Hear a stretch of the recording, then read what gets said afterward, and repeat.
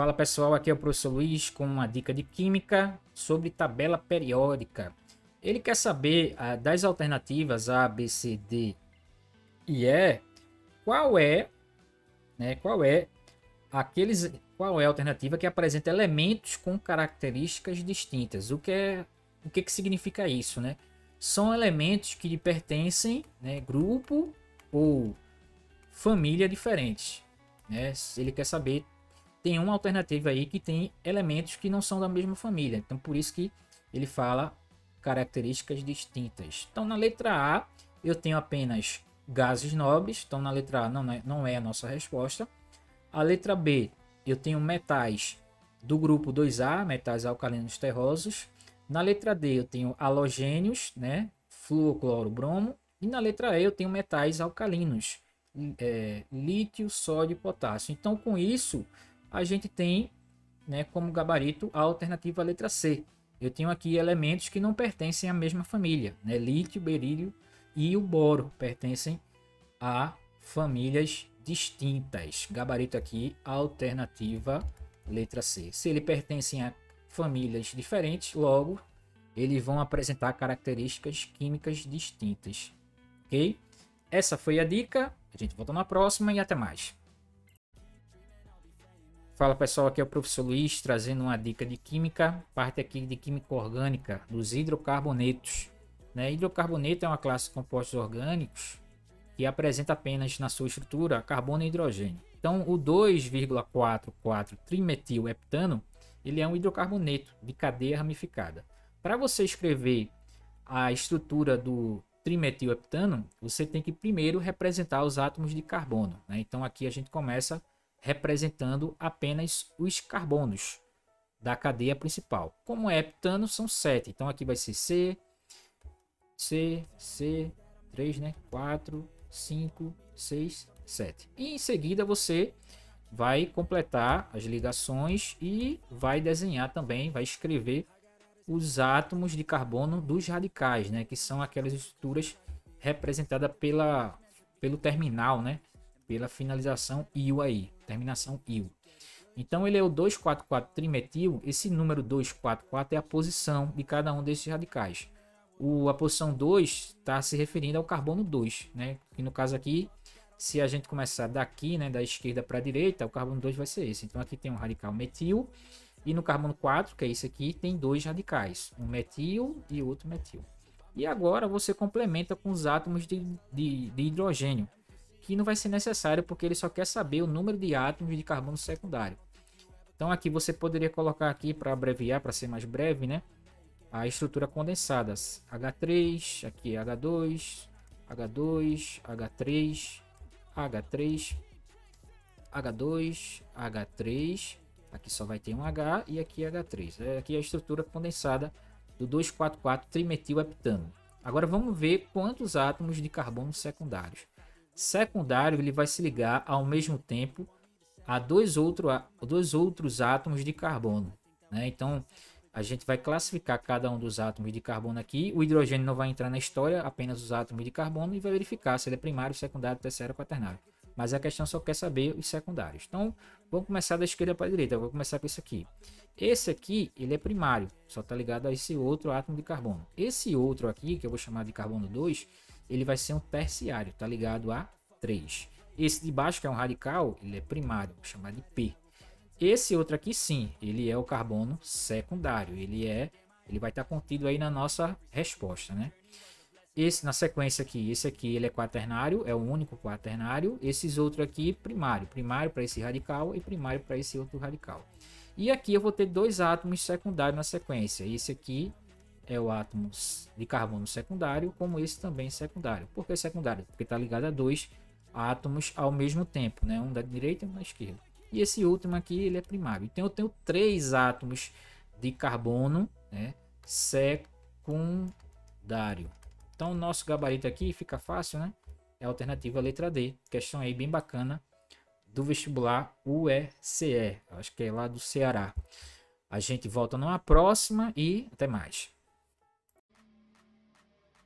Fala pessoal, aqui é o professor Luiz. Mais uma dica de química. Entre os antiácidos caseiros, vão se destacar o leite de magnésia, pH igual a 11, e bicarbonato de sódio. Essa questão você pode levar em consideração, né, o pH, mas também você pode fazer pelo pOH, que seria o mais indicado, já que ele está falando de soluções básicas, né? pH maior que 7. Então você poderia fazer tanto a relação de pH quanto a relação do pOH. Chegaria no mesmo resultado.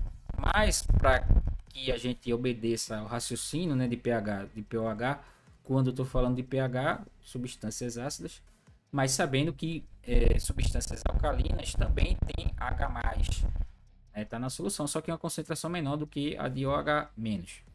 Então, quando ele tem pH, primeira coisa, né, pH mais pOH vale 14. Se ele tem um pH 11, quem será o pOH? No caso do leite de magnésio, o pOH vai ser igual a 3.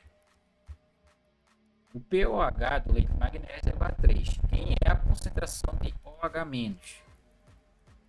Para encontrar isso, eu tenho que converter essa equação aqui do pOH, né, em função da concentração de OH- da hidroxila. Para eu calcular o pOH, eu preciso da concentração dos íons hidroxila.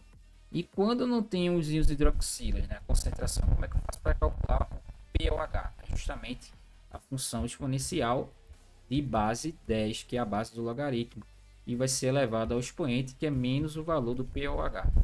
Então, a concentração de íons OH+ de hidroxila, para o caso do leite de magnésia, é 10 elevado a menos 3 molar. Então, aqui a gente tem a concentração, e a partir da concentração que a gente encontra a relação de quantas vezes um é maior que o outro. Então, já tenho a concentração de íons OH- para o caso do leite de magnésia, e agora a gente vai encontrar para o bicarbonato de sódio. Também o mesmo raciocínio, né? pOH é menos log da concentração de OH-. pH mais pOH é igual a 14. Se o pH vale 8, quem é que vai ser o pOH? pOH vai ser igual a 14 menos 8, 6. Então, pOH vale 6. Então, se eu tenho pOH, no caso do bicarbonato, dá para encontrar o valor da concentração de íons OH- através dessa equação aqui, que a concentração de OH- é uma potência de base 10 elevado ao expoente, que é o valor do pOH. Então vai ser 10 elevado a menos 6 molar. É a concentração de íons OH- para o caso do bicarbonato. Então eu já sei que a concentração do leite de magnésia é 10 elevado a menos 3 e a concentração do bicarbonato é 10 elevado a menos 6. Então, a partir disso, eu vou encontrar quantas vezes um é maior que o outro, né? Como é que você faz isso?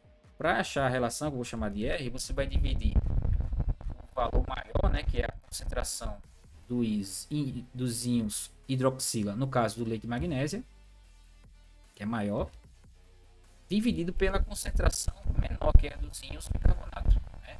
Os OH, as hidroxilas na solução de bicarbonato é menor do que as hidroxilas no leite de magnésio. Então você divide o maior, que é esse de cima, pelo menor. Aqui você utiliza a relação da potência, divisão de potência da mesma base, mantém um 10, subtrai os expoentes, vai ficar menos 3, menos 6. Esse valor aqui vai dar um valor positivo, né? Menos com menos vai dar mais, então vai ficar menos 3 mais 6.